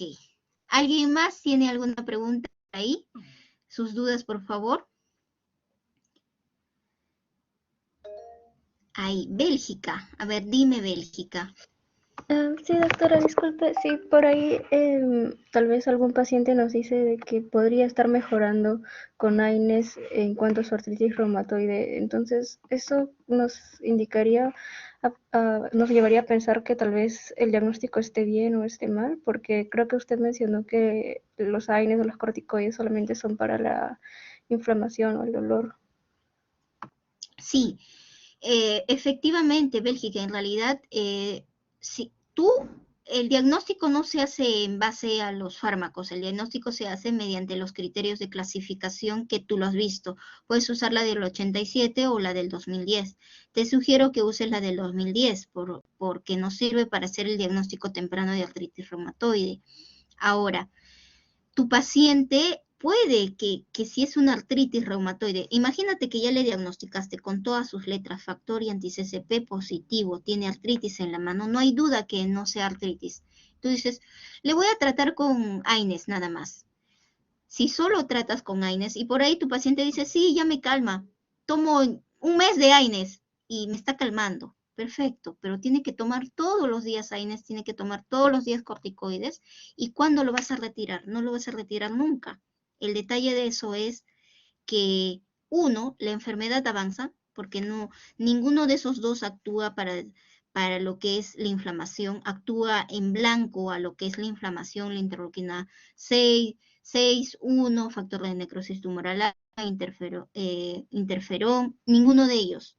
La inflamación va a seguir y tú le vas a seguir dando los AINES y los corticoides todo el tiempo, pero en algún momento va a hacer efectos adversos, úlceras, gastritis, y tu paciente va a ir empeorando. Si bien cierto, momentáneamente el dolor va a calmar, pero la enfermedad internamente va a ir progresando. Entonces, generalmente no se le da solo AINES y solo corticoides, se les agrega el DIMAR, el fármaco modificador de la enfermedad, puede ser metrotexate, leflunomida, sulfosalacina, y si es algo muy leve, hidroxicloroquina. ¿Ya? Entonces, con eso sí damos garantía de que a futuro no va a hacer erosiones, no va a hacer deformaciones. Si un año está inactivo, ya podrías ir pensando en retirar el FARME o el FAME, que es fármaco modificador de la enfermedad. ¿Con eso te contesto tu duda, Bélgica? Sí, sí, doctora, muchas gracias. Gracias, Bélgica. Y además con esto que está comentando Bélgica, me hace recordar algo. Ustedes cuando tengan una paciente con dolores de manos, imagínense, está inflamado y dicen, ya, por ahí le hacen su diagnóstico de artrosis. Y pues la artrosis pueden tratarla con AINES, analgésicos, paracetamol, tramadol, o también cisadoas, como por ahí lo hemos mencionado. Y de pronto ustedes le dan AINES, no calma. Le dan paracetamol, no calma ni con cisadoas. Es un dolor exquisito que no calma con nada. Por ahí investigan más y su diagnóstico... y la paciente viene y dice, ¿sabe qué, doctora? Usted me ha dado todas las medicinas, lo he tomado al pie de la letra, pero por ahí fui a la farmacia porque me dolía tanto y el farmacéutico me ha indicado dexametasona y lo he tomado y me alivia el dolor, doctora. Por ahí paren las orejitas y digan, no vaya a ser que sea una artritis reumatoide, y le investigan por ahí, nunca le pidió un factor reumatoide anti-CCP, le piden y sale positivo. Y tenía inflamación de las articulaciones. Entonces, eso sí sirve, Bélgica, por ahí como para ahondar que si ustedes por ahí están tratando y es una paciente que su dolor no calma con analgésicos comunes ni con AINES, pero sí calma con corticoides, piensen en alguna enfermedad sistémica. Piensen en lupus, piensen en artritis reumatoide, en esclerosis sistémica, en Sjögren, en esas enfermedades, porque el corticoide sí baja el dolor de esas enfermedades. No calma, las CDTC no calman fácilmente el dolor solo con AINES, calman recién con corticoides o con algún DIMAR. ¿Sí? Eso me hizo recordar Bélgica para hacerles la aclaración. Listo. ¿Alguien más tiene alguna duda? Muchas gracias, doctora. Ok, Erika. Gracias a ti por tu consulta que nos permite hacer aclaraciones. Bien. ¿Alguien más? ¿Alguien más por ahí que se anime?